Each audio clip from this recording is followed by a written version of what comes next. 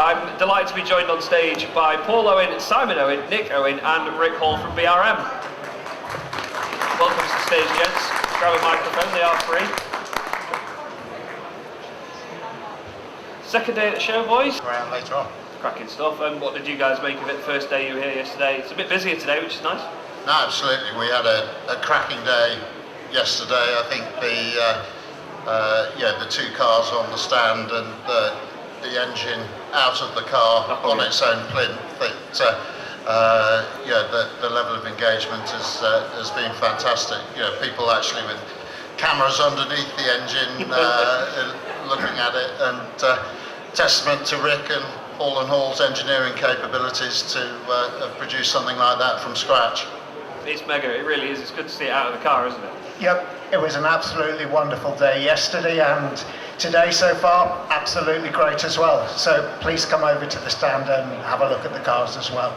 Yeah, it's great to have, like you say, not just the car there, but to have the engine out of it as well. It's the real heart of the machine, It's such a legendary bit of engineering. It makes a hell of a noise, as everybody heard there. We're going to play the video of it going up the Shelsley Walsh Hill climb again in a little bit as well, because it's just balmy. But Rick, you had a lot to do with the car from very early on.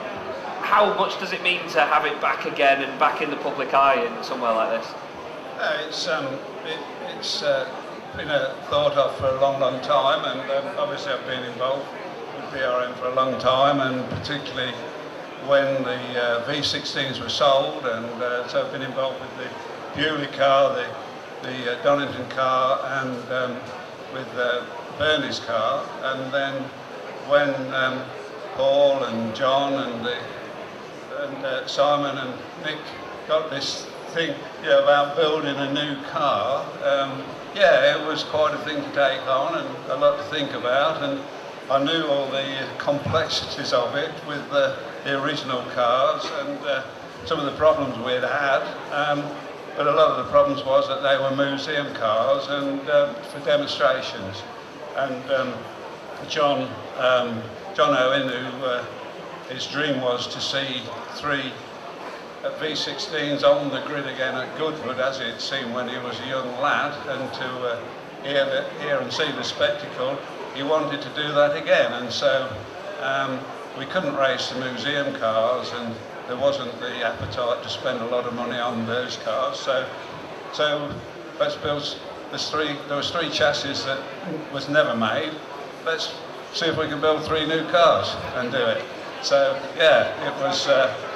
it was quite an undertaking, and a little bit of madness and a lot of money.